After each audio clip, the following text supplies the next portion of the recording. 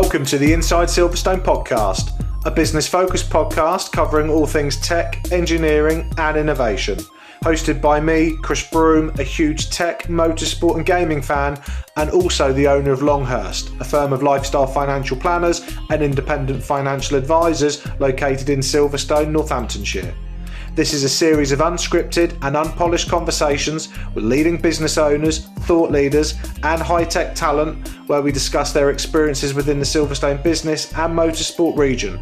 We will also be asking them to share their knowledge, insight and their thoughts on the future just for you. If you're looking to learn more about the Silverstone high growth region and commercially connect with like-minded peers, you've definitely come to the right place. Welcome to Inside Silverstone.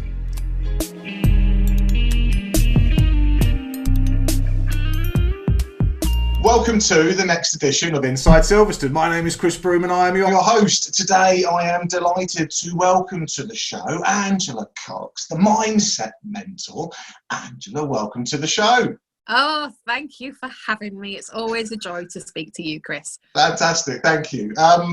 So this recording is going to be a bit different because we're also doing it via Zoom. And we've decided to do that because we're recording this during the COVID pandemic and life's changed a little bit for the time being, and so for the foreseeable future, podcasts will still be going out on iTunes and Spotify, but I'm also going to be posting some videos like this so everyone can see Angela's beautiful smiling face and everyone can see my slightly burnt, you can't really see it, slightly burnt, I've got a bit of sunstroke yesterday apparently, but I digress. Angela, we're going to have a good chinwag now, if it's okay, about what you do as a mindset mentor. But before we get into that, our normal premise is we like to go through a quick career snapshot, if that's okay. Oh, okay. So what were you doing sort of before what you currently do? And so, as I always do, as is customary, as I always say, it's customary, I go onto LinkedIn, because we're all connected, and basically I've pulled off a bit of a career background, so let's just touch on it ever so briefly. Also okay. make sure I turn my phone off, which is rookie error. Always a good idea. Rookie error. So career background, interestingly, because in my world, in so much of financial services, so career originally sort of started in banking, where you had various roles, including head of change management at Barclays. Is that right? Yes, that's right. Yeah. Treat me really stupid, which would be really easy to do. What is change management? So it's really, I look at it as looking at where are we now? Where do you want to get to? So what's the future state aspiration? What's the gap between those two things? And how do we close the gap? And that's essentially what I would do with organisations that I worked in. But also the challenging piece of all of that is then taking the people with you, because you can create a future state with a handful of people within a financial services organisation. We're all bought in and we all think it's marvellous. And then you go out to the masses that have to actually operate it and make it work. And they're not quite so sure. And so there's a huge element of really taking people with you on the journey, taking people through the change curve, coaching people through that change. And that was the bit, if I'm honest, that I enjoyed more than the original design of the change in the first place. So the human element. Oh, totally. Yeah, it's right up my street, that, Chris. And then you then sort of moved on and became a little bit later on strategy and business excellence director at the Compass Group. Yeah, I mean, bizarrely, not financial services at all. I was working as an independent consultant and was asked to do a piece of work in Compass Group looking at cleaning operations, which I knew nothing about, but I did know the methodology that sits behind business improvement, so applied that. And then the MD of one of the sectors actually asked me whether I'd come and have a job on his board. And it was a no-brainer really, because it was a great opportunity, and I went into that business and kind of, got promoted a few times, which happens to me bizarrely wherever I go, and just learn such a lot about that whole business, so food and facilities management and cleaning operations, but also about people, because there's 60,000 people in that business in the UK, many of them frontline workers on minimum wage. And that kind of essence of respect for people really comes through in that business. And also that essence of us caring for clients as well, because the people that Compass Group employed were very much looking after other businesses that we were servicing. So there was this kind of multi-dimensional relationship going on, which again had a huge human factor to it, and something that I reveled in. Yeah. And then you moved on and set your own practice up. So talk to us I about did. that evolution. What was the sort of genesis and driving force? Why have you done that? And what are you actually doing? So what is your day-to-day? Well, I mean, the premise of it was really my own personal wheels falling off in 2017 became a catalyst for me to really look at life as a whole. And one of the things that I recognised was that whilst I'd been very successful in my career and kind of got to the top really of organisations, I was lacking something, and that something was that belief in myself and my ability. And I think it was very much aligned to the fact that I wasn't doing what I needed to do to feel like I was being true to myself. And so when I reflected on that, the thing that I enjoyed the most about my roles, as I've said to you before, is that kind of human connection. And the higher I was going up in the organizations, the less of that I was being exposed to.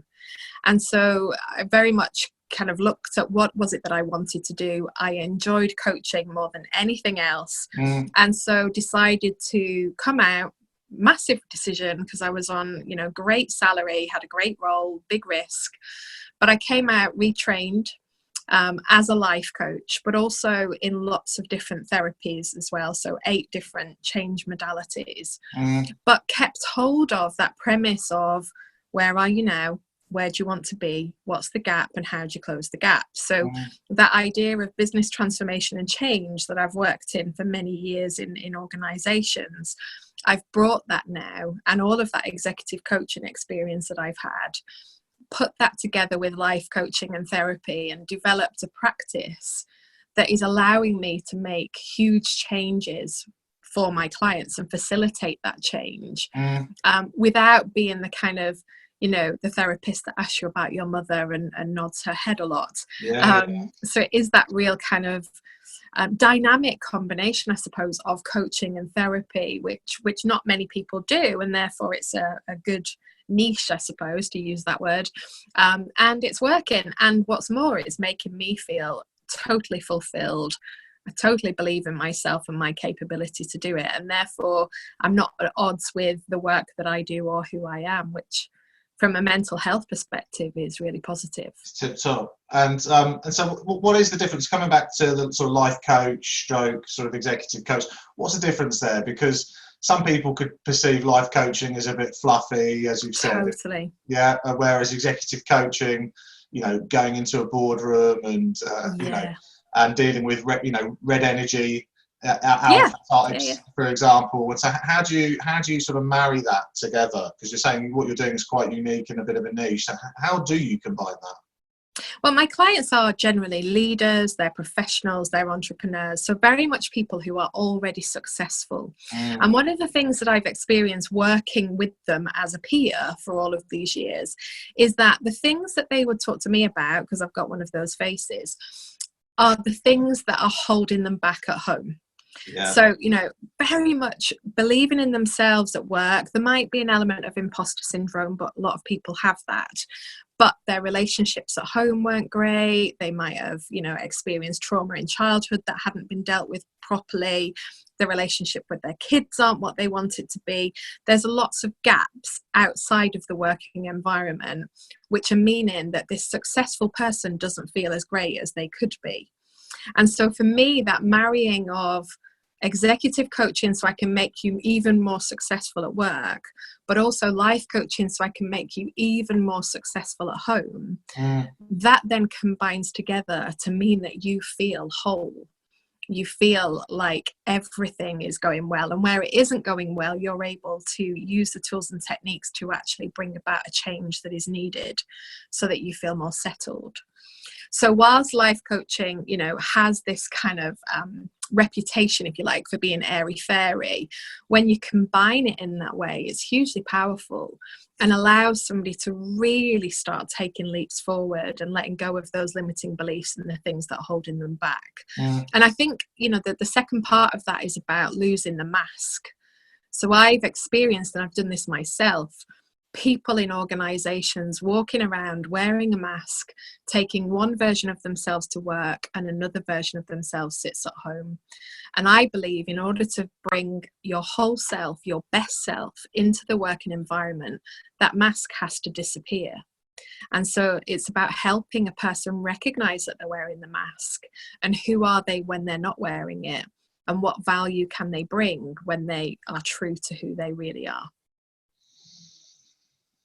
And what's a typical process? So say for somebody watching this now, whether it be somebody's part of the technology cluster or the park that I'm part of at Silverstone, or one of our many clients that probably will be watching this, one of your clients or my clients, Angela, what's the typical process for somebody if they start engaging with you? Yeah. How do you, let's pretend they are a Red Energy senior director in a business owner, not particularly comfortable at taking that mask down, and certainly not comfortable about talking about things like feelings and Imagine. and emotions. How would you sort of broach that and sort of ease that person into what would then presumably be a process over a number of weeks, months, or even longer to, as you've said, pull down the mask, rebuild, project, move forward? Yeah, so I've got a framework that I follow that takes the client on a journey, but very much recognizing that everybody is different. And so I bespoke the way that I work to match the person that I'm working with. But equally, I'm not one for letting people away with much. So, if I feel that people are playing on some of their insecurities, or indeed putting that mask in front of me, then I'm really good at helping someone to remove that quite quickly. So the first step of the process is something that I call stop being stuck. So often we'll have limiting beliefs about ourselves, the stories that we tell ourselves that actually render us stuck in a situation. And will stop us from leaping forward as much as we could do. And so it's about identifying those stories, identifying those limiting beliefs, and I've got a number of techniques that help me to do that. But equally, clearing out any trauma that might be sitting in the wrong place in the brain and keeping us stuck from a point of view of fearing what might happen, and therefore we keep ourselves very safe. So the first few sessions are very much about kind of unlocking the shackles, I suppose, is another way of putting it, and helping someone feel freer from their past. And again, it's done in a dynamic way rather than a kind of, I'm going to listen to you while you unearth all of your past and I'll just nod my head. I'm not that kind of coach at all. So it's very dynamic and it's very action orientated. And then once we've understood all of that stuff and unlocked those shackles, we're then moving into the build the belief stage, which is all about installing a new set of beliefs that are going to serve you in the way that you move forward. So, if you don't believe that you always have to get stuff right anymore, what is it that you want to believe instead? And I have a number of ways to install those new beliefs into your psyche, into your subconscious, so that you start acting differently moving forward. And then beyond that, then it's about the process of creating the life that you want. So that's very much looking at all the different aspects of your life, and we map out the current state. We then map out the future state based on what it is that you'd like to see in 12 months' time. And I keep it quite short term in the first instance. We then identify the gap, as I've described before, between those two things. And we build a plan, a really step-by-step tactical plan to take you towards this new reality that you want. And that might be looking at your relationships, your money, your career and your job, how you interact with your kids, your health and fitness, your nutrition, all the different aspects. And then you have this plan which is underpinned then with positive affirmation that support you in the pursuit of your goals, and also visualization. So we'll do some timeline therapy to create some energy fields in your future that show you the picture in the movie of what it is that you want, how you will be in 12 months' time. And then you can start moving towards that reality. So it's very much a kind of a linear process, I suppose, that gets you to the place where you've identified what you want, you're set up to go after it, and you've got nothing holding you back. from going and making it happen. So coming back to something you said there, so money, and so clearly I run a firm of financial planners, lifestyle You financial don't. planners. I do, Really? apparently I do.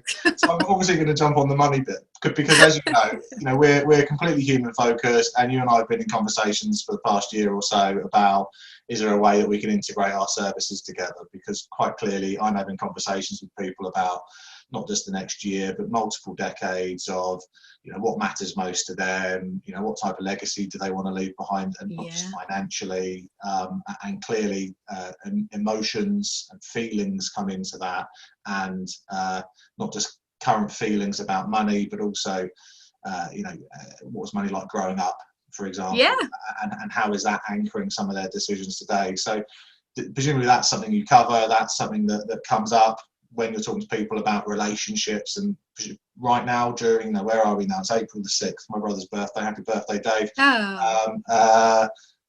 You know, there'll be a lot of people at home under financial pressure right now, and presumably that's just going to be exploding their minds. Totally. And, you know, a lot of this comes down to the conditioning that we experienced as a kid. So, you know, certainly in my household, those ideas of money doesn't grow on trees was a big thing. And therefore, you know, you take that on as one of your stories, and it creates what we call the lack mindset.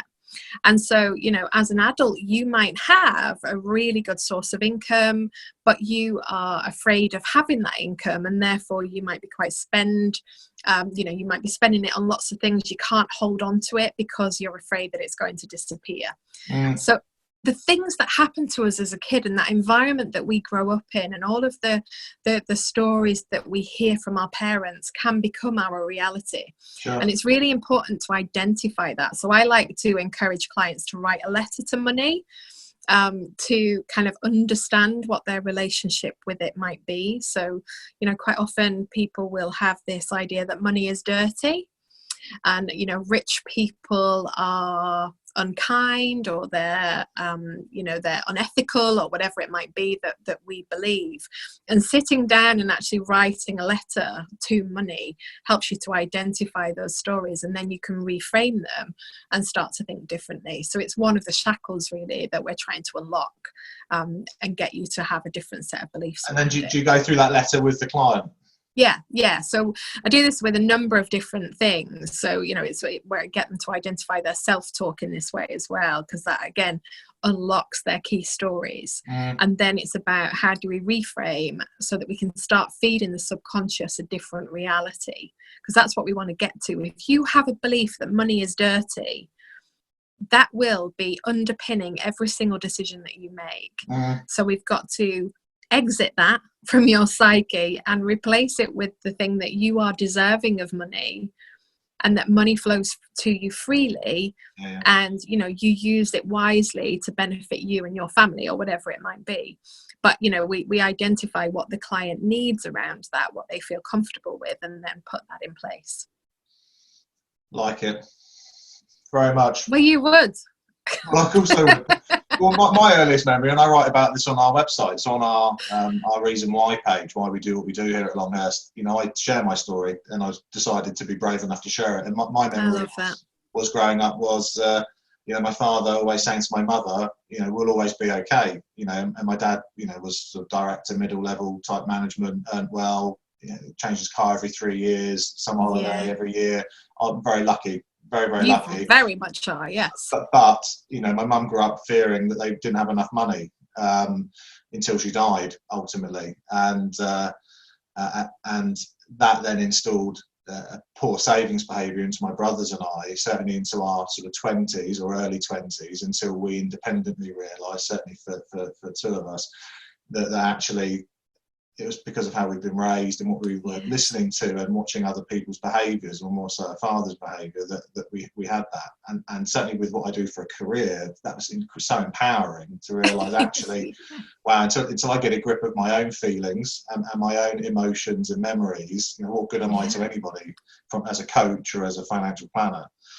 So love it. Okay, well, you know, I want us to talk more about how we can integrate that. So we will do that. Talk to me about the change curve. So it's 2020. It feels like metaphorical hand grenades are going off everywhere. People are losing their jobs. People are housebound. People are clearly getting ill. People are dying. Our loss of liberty. We can't go out. So we're now entering this week 3, I think, of staying in and supposed to be staying in, while some very stupid swearing words are still going out, which I can't believe. What is the change curve? And where are we in it? Are we all independently somewhere in it differently? What is it? See, I can believe that people are still going out stupidly, if we're going to use that term, because it's where they are in the change curve. Because what's happening at the moment is we are being expected to take on a whole new suite of behaviours that aren't necessarily our norm. Now, it's okay for you, Chris, because you're used to working at home and there you are sitting comfortably in your office, and same with me. But for many people, working at home is completely new, and therefore a new behaviour that they're expecting to adopt. Homeschooling, new behaviour. Adapting to the threat to our health and all of the things that we have to do. So as you say, being on lockdown, our liberty taken away, new behaviour. Adapting to all of these new words, social distancing is a new behaviour that we need to do. So there are so many changes that have been imposed upon us against our will, and therefore the way that we react to that is going to be different for different people. And for any change that we go through, we experience this thing called the change curve. So if you've ever worked in an office environment and been asked to change your desk, you'll know what this feels like. If you've ever changed your wallpaper at home and for the first week decided that you hate it, even though it's just taken you 48 hours to put the stuff up on the wall, you've been in the change curve, because then a week later it's the best thing you've ever done, and a week later at work it's the best thing you ever did. The idea of the change curve is a number of steps that we go through to adapt to the change that's been imposed upon us. So the first stage of that is shock, where you can't believe what's happening, you're floundering almost because it's just so crazy.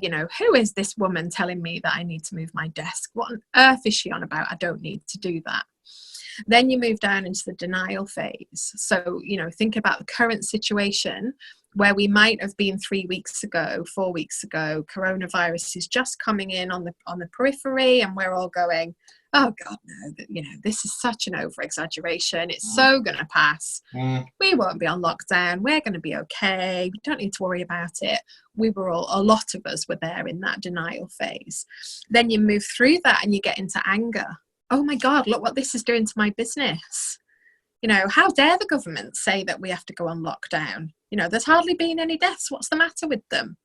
And all of that starts coming out. And we saw the anger coming through in the supermarkets, didn't we, when people were doing the stockpiling, and we had people kicking off with each other. Lots of old people with sharp elbows. Totally. That's the anger coming through in behaviour. Then we dip down into depression, and I know we were chatting last week and you were saying you'd gone into that low point. And it isn't depression in the sense of the word we all understand, but it is that very low point of, oh God, what's the point? And we might be staying in bed a little bit later in the mornings, and losing our motivation to exercise, which I know has not happened to you, Chris, but it does to many. And then as we've come through that low stage, what happens is we start to come up the other side of the curve, which is we get into understanding. Okay, this is what's happening. We understand why. We're starting to see the death count come up. We get it. And that helps us to then move through to acceptance stage, and then we can move on.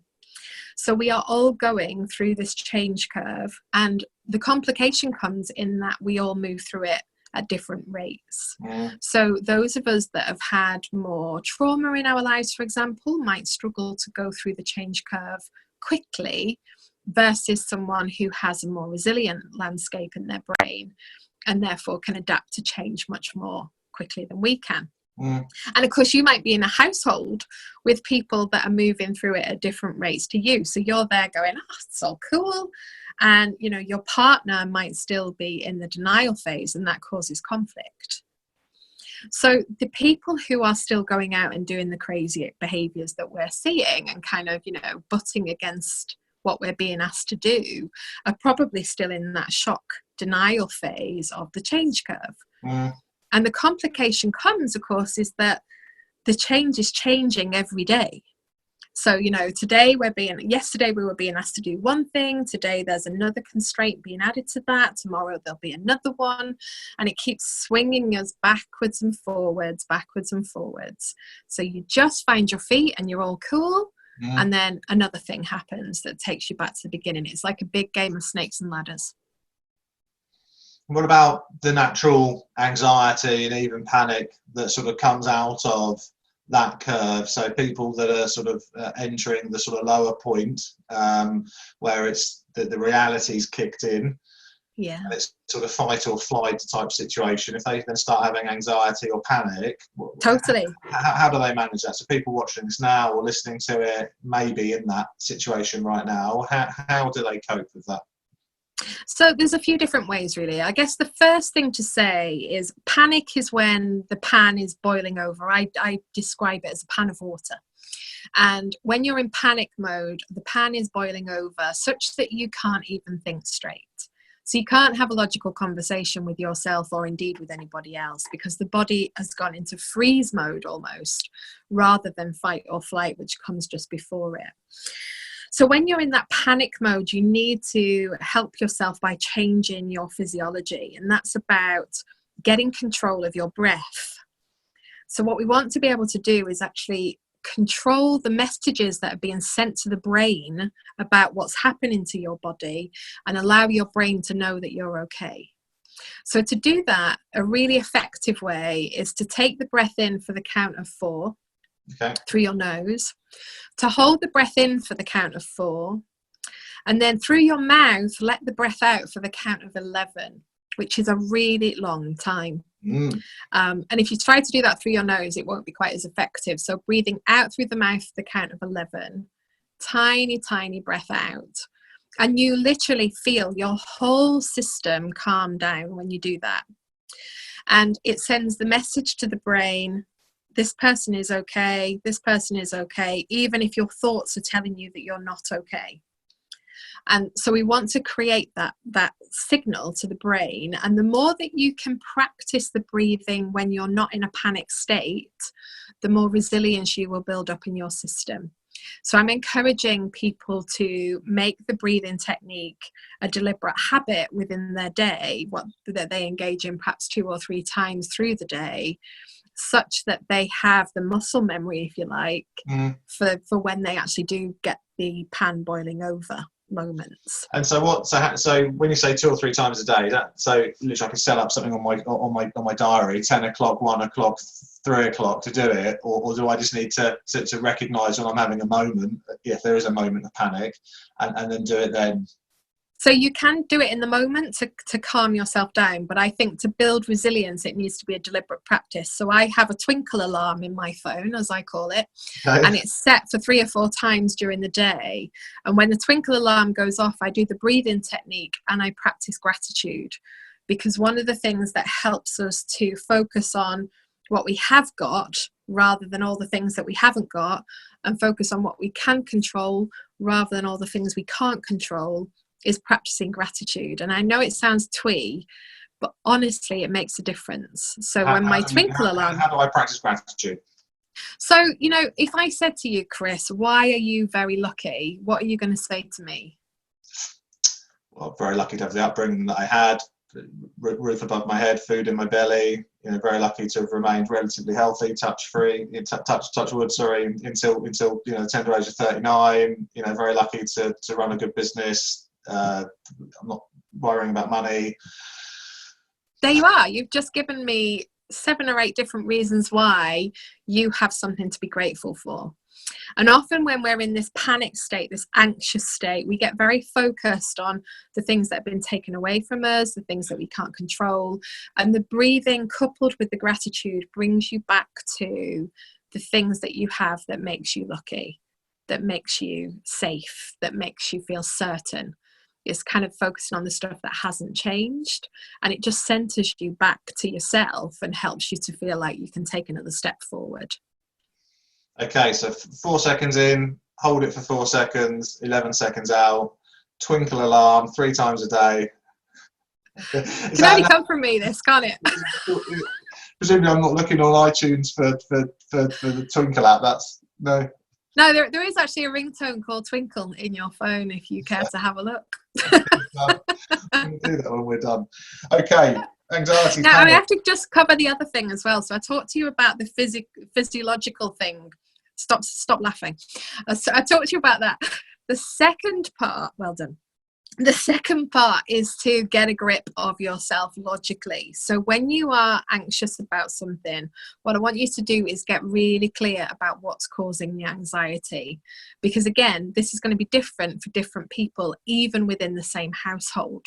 So in my household at the moment, my husband is fearful, I suppose is the wrong word because he's a bit laid back, but he's worrying about the fact that his income disappeared 3 weeks ago, and very much the man of the house likes to make sure that he's providing for his kids, worried about when the contracts are going to start again and what that's going to mean for us financially. So he's kind of there, whereas I'm kind of going into overdrive in terms of my dad's got coronavirus at the moment, and that's taken over from the financial worry and has become something really personal. So within our household, there are different fears and anxieties going on. And what's really important is that you get clear about what it is and then think about how you can build a plan to mitigate the anxieties around it. So if it is a financial thing, then, have a look at your finances. What can you save? We're all saving a fortune at the moment by being indoors. What can you cut? Are there subscriptions that you pay for? Can you cut down your Sky TV? All of that, practical stuff. How long can you exist for based on the income that's coming in now? And get really practical about it so that you can breathe again. Because when you're just in anxious mode, you stay stuck in the problem rather than moving into solution. And getting yourself into solution will help you feel back in control. What about self-talking? So giving yourself gratitude presumably is part of the self-talking. Yeah, so self-talking is my favourite subject because it is the thing I believe that absolutely disables us all the time. So it is the very foundation of our attitudes, our beliefs, our behaviours. And if it is poor and it is too critical, then it is absolutely one of those things that keeps us stuck. So tune in to your self-talk. When you hear that twinkle alarm go off on your phone, have a think about the previous few hours and just how many times you criticize yourself, just how many times you've gone into catastrophizing mode, just how many times you've gone into black and white thinking. So this always happens to me. I can never do that. These kind of exaggerations that we like to use. And then think about reframing those negative thoughts. So what would be the direct opposite of the negative thoughts that you've had about yourself? And constantly pepper your day with reframed thoughts that are going to help you to feel better. And you can go a step further than that with self-talk as well, which is about developing affirmations based around your self-stories. So if you constantly run a program of I don't matter, or I'm not good enough, or I can't do it, or I must get it right, then you want to build some affirmations that support you in the opposite of that. So actually it's really okay for me to get something wrong. And whenever I do, I learn and grow. And then your subconscious takes that on to be your new truth and starts to move you towards that, such that if you get something wrong, it's not the end of the world and you're not kind of throwing your toys out the pram and so on and so forth. You get more comfortable with getting stuff wrong because you're feeding your subconscious that you're okay with it. Really good. Really good. Angela, we're 34 minutes in. Really? 34 minutes in. It feels like about 10. I said 30 minutes, so it'll be 30 minutes and we'll be done. People so 34 minutes in. I could literally keep talking to you about this subject forever. We shouldn't. I want to talk about resilience, but we haven't got time really because I need to sort of bring it to a close in a bit. I agree. But what I can say is that you did write a fantastic resilience article for our website. So in the show notes, I will clearly sneakily add that in so that people can read it. But also I'll include in the show notes, obviously, web links to your website plus anything else. Thank you. 3 last questions. The first one is about Spears 500. So I didn't speak about this before. Forgive me. So Spears 500, what is it? Why is it important? So the Spears 500, I mean, it's really posh. I've got to say that. A girl from Bolton being in Spears 500, because it is like this posh directory that you would see, you know, on the coffee tables of posh lawyers' houses and that sort of thing. And I'm in it, and I can't quite believe I'm in it. But I am the only female life and behavioural change coach in there, alongside 4 fellas, one of which was kind of a guy I used to watch on TV when I was young. So Raj Prasad is a psychiatrist who used to be on This Morning, the TV program. So I would watch him at home and kind of think he was amazing because he used to help people. So I'm there next to him in this directory, which is insane. But the directory has basically got lots of experts, not that I like to use that word for me, but lots of experts and people who are, you know, great in their fields of work. And it is designed to help people who are high net worth individuals to find the expertise that they need. So lots of wealth managers, lots of lawyers, doctors, you know, people who make cigars are in there. There's all sorts of things, bizarrely. But yeah, I'm in there as well. How cool is that? Congratulations. And is that an annual thing, or do you have to sort of reapply? I think so. How does it work? Yes, and they put out the directory every year. So yeah, this one is for 2020. So from one extreme to the other, so amazing Spears through to embarrassing stories. Oh my days! So we like to bring everyone down to. Oh no, that's fine. Let's keep this very human and say, look, we all like to laugh at ourselves from time to time, and so we always ask our guests. Certainly the one-to-one interviews that I've done, which I think we're up to 48 one-to-one interviews. I think. Wowzers. 48 one-to-ones, where I get an embarrassing story of everybody, and some of them involve alcohol, some of them involve just some hysterical stories. So you've had the weekend to think about it, Angela. What's the embarrassing story you're prepared to share with us? I can't promise to be hysterical, but I have had loads, you know, from getting my heel stuck in a grate and not being able to move, and then from falling downstairs in front of lots of colleagues and breaking my ankle and crying like a girl. But the couple that spring to mind are, I did get once sent for a long stand by the head chef in a restaurant that I was working in when I was sort of 19, 20, and took it very seriously, being the diligent person that I am, and went off to the banqueting manager and asked him for the long stand that the chef needed. And of course he let me stand and wait for the long stand, which never actually appeared. And it actually took me a good 3 or 4 hours to understand the joke behind it, because I'm quite gullible and I didn't get it. That's a rite of passage, though. That type of prank is a rite of passage. Part of the initiation. But the big one came when I was when I worked in hotels in my early career. I said to you before that I got promoted really quickly wherever I went. So I found myself going from a waitress to the banqueting manager role within the space of about 6 weeks. Totally unprepared for this role, mind.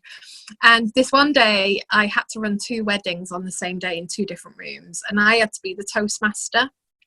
So I had the names of the bride's father, the groom, and the best man written down on 2 pieces of paper, 1 on each pocket of my jacket. And I went to the first room to deliver the toastmastering, got it all fine. Went to the second room to deliver it again, pulled the wrong one out of my pocket, and introduced the bride's father from the other wedding. To which everybody just kind of went, who? And of course, as a 21-year-old girl, I mean, the redness in my face and that belief around, you know, I must get everything right. I couldn't take that as being a good thing at all, even though they were very gracious about it, and I beat myself up for months afterwards. These things happen at weddings. We were at a friend's wedding a long time ago, and the priest was a real old boy, like really, really, really old, and he ended up calling my friend by a different name. And then for the rest of the day, the rest of the evening, my best man speech, he was just referred to as his other name. But it happens at weddings, right? A bit of alcohol, a bit of nerves, it all kicks in. Right, very last question as we roll up to 40 minutes, Angela. Gas bag forever. Last question is always about passing on wisdom to the sort of next generation. So we know that we have some students listening to the show from some of the technology colleges and universities in the business region that we're at, which is South Northamptonshire. So let's take yourself back to a younger version of Angela, a 20-year-old Angela Cox. One bit of life advice would you give yourself? So I've given this quite a lot of thought actually over the last few years, and I think that the key thing is to know and be absolutely certain about the fact that it is only you that can decide whether you are good enough. So often we put so much emphasis on seeking the approval of other people and taking their validation or their invalidation as being right. And, you know, that can really shape who we are and lead us down a path of feeling like we don't matter, of low self-esteem, of constantly striving to improve, which has certainly been one of my paths. And actually, when it comes down to it, it's only you that can believe whether you are good enough or not. And so if I was going to go and tell the younger version of myself, as indeed I tell my 9-year-old daughter, believe that you are good enough and nobody can ever knock you off that pedestal. Boom. Boom, boom. Can't say anything else to that. Angela Cox, mindset mentor, Spears 500, only female life coach, senior executive coach.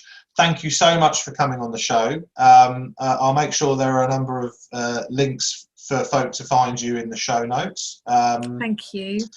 For those watching and listening to this, please make sure you give us some thumbs up on YouTube, as well as some 5-star reviews on iTunes. So I think we're up to 51 5-star reviews on iTunes, which is great. But the more we get, the more people will find us on the iTunes category rankings. So share the love, help promote Angela, plus everybody else that's been on the show. Angela, thank you for coming on. Thank you. I will speak to you very, very soon. Stay safe. The Inside Silverstone podcast is produced by the team at Longhurst for the benefit of those with a passion for all things tech, engineering and innovation. For more information, please visit longhurst.co.uk/Inside Silverstone, whilst also remembering to give us a 5 out of 5 star rating on iTunes. Please note that neither Chris Broome or Longhurst work for Silverstone Park, Silverstone Circuit or Silverstone Technology Cluster.